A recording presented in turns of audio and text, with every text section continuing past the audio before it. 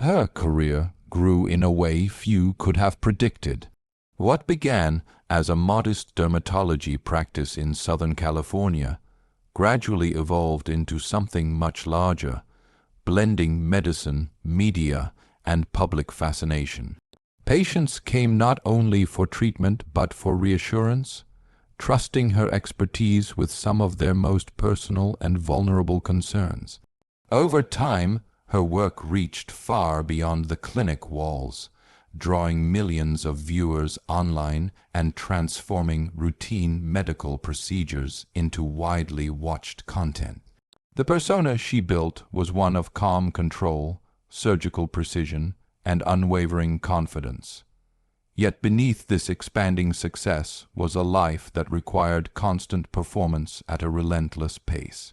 The demands of operating a clinic, filming content, and maintaining public expectations created a pressure that rarely eased. While the world saw a thriving empire built on dermatology, few considered the physical and emotional toll required to sustain it. In hindsight, the very intensity that fueled her rise may also have been quietly laying the groundwork for an unexpected collapse that no amount of professional success could fully prevent. A routine day that slowly began to feel unusual on the surface. It was expected to be another ordinary day inside her busy clinic. Cameras were rolling, staff were moving efficiently between rooms, and patients arrived with hopes of transformation and relief. She moved through her schedule with the same steady focus that had become her trademark, guiding procedures and interacting with patients with practiced ease.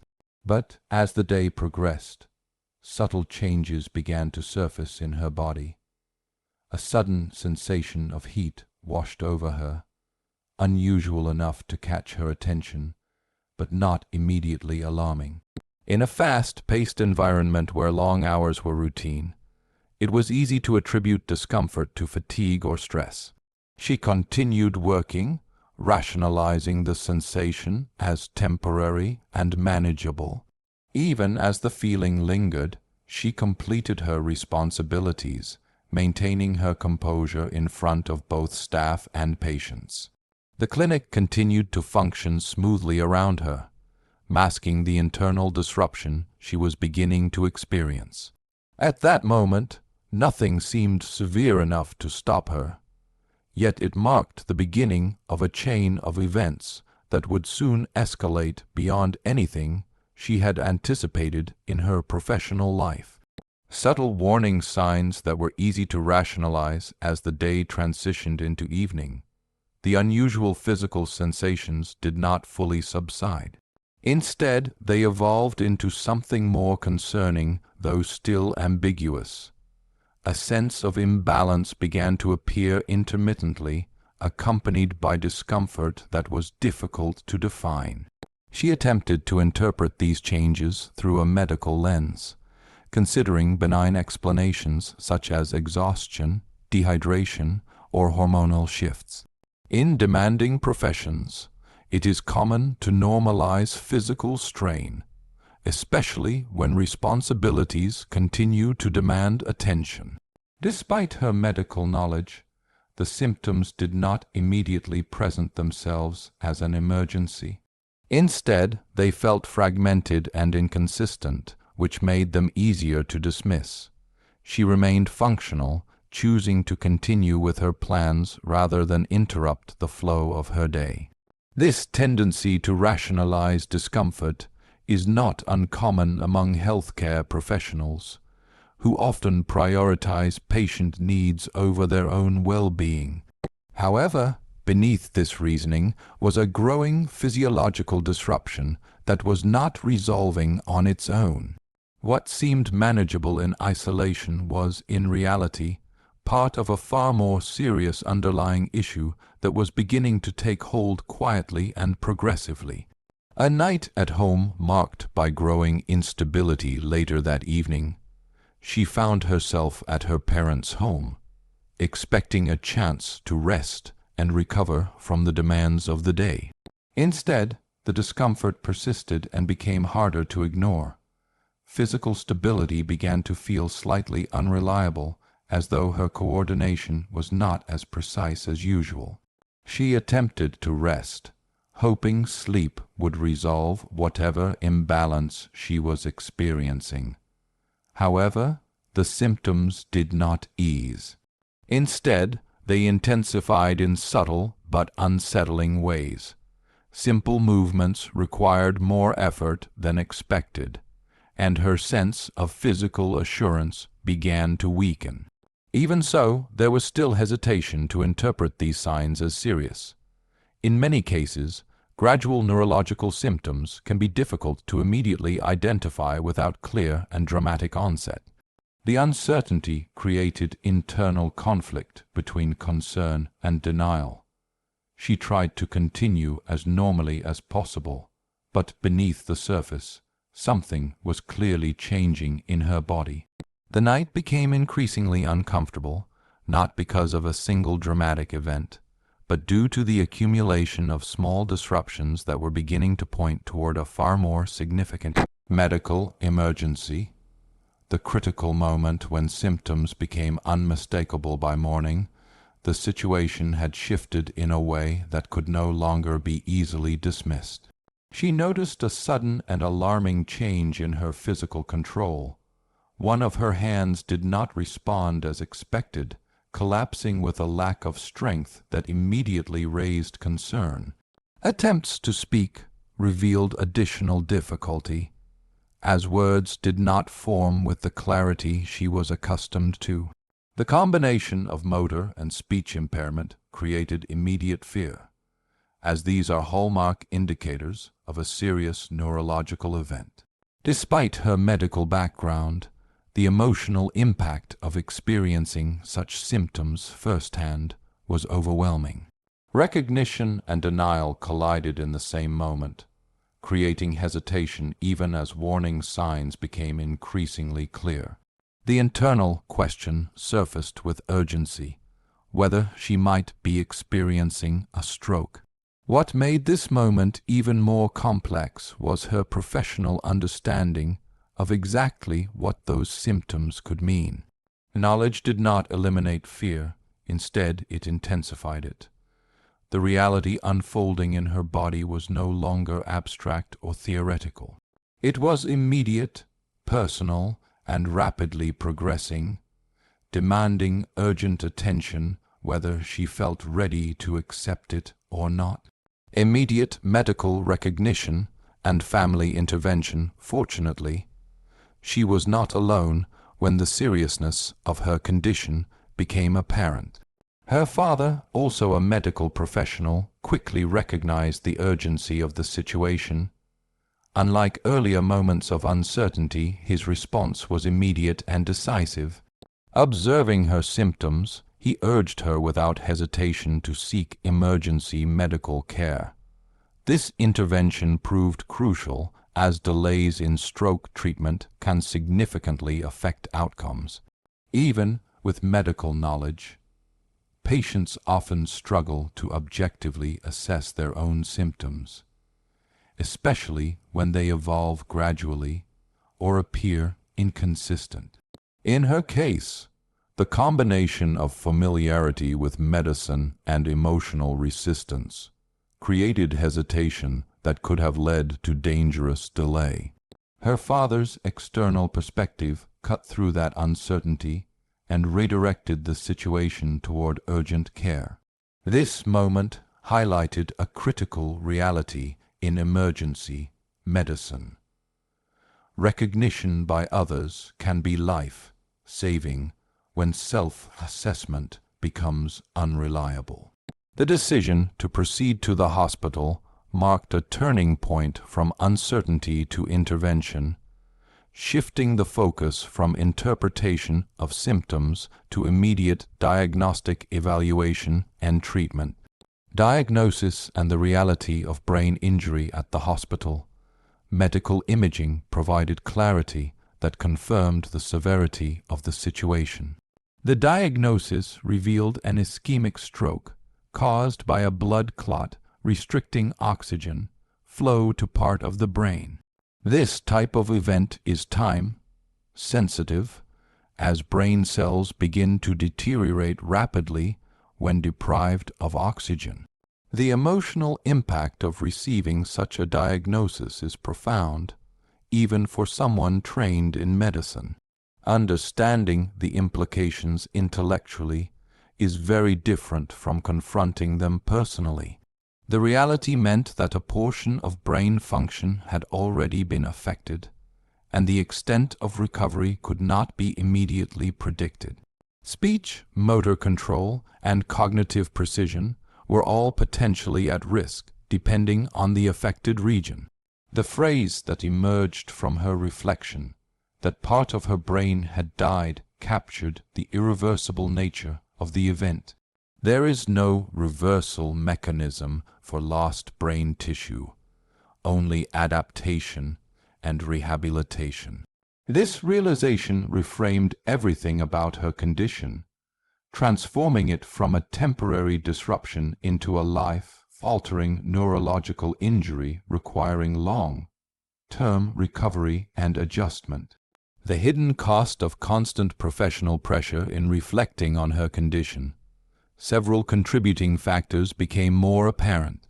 Over time, chronic stress, elevated blood pressure, and other risk indicators had been present, but not fully addressed. In demanding careers, especially those that involve public visibility and continuous production, physical warning signs are often overshadowed by professional obligations. The expectation to maintain productivity can lead to delayed attention to personal health. Even with medical expertise, it is not uncommon for individuals to prioritize external responsibilities over internal warning signs. In her case, the accumulation of risk factors created a condition where a sudden vascular event became more likely. The irony is difficult to ignore. Someone who spent her career treating visible skin conditions and helping others regain confidence was simultaneously navigating unseen internal risks.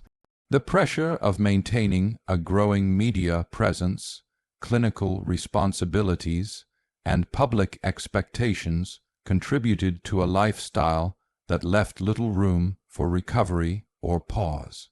This imbalance between output and self-care became a silent contributor to a situation that ultimately forced complete interruption. Roots in a family of medicine and early struggles, her journey into dermatology was deeply influenced by her family background. Her father's early medical experiences, particularly working in resource-limited environments, shaped a legacy of resilience and curiosity in medical practice. Observing his dedication to understanding skin conditions with limited tools inspired a foundation of persistence. However, her own path was not without obstacles. Initially, she did not secure a place in dermatology training, a setback that forced her to reconsider her direction within medicine. This moment of rejection could have permanently altered her career trajectory, but instead it became a turning point. Through persistence and re-evaluation, she eventually returned to her chosen field, completing her training and continuing the family's medical legacy. This background of struggle and determination contributed to the mindset that would later define her career. The idea of continuing forward despite setbacks became central to her identity, shaping both her professional drive and her willingness to push through challenges, even when personal difficulty began to emerge. The unexpected rise of a global digital phenomenon, her entry into digital media began modestly, without anticipation of global attention. Early content focused on dermatological procedures that were educational in nature, intended for awareness rather than entertainment. However, one particular video format, focused on blackhead extraction, captured widespread public fascination. What started as niche medical content quickly evolved into a viral phenomenon.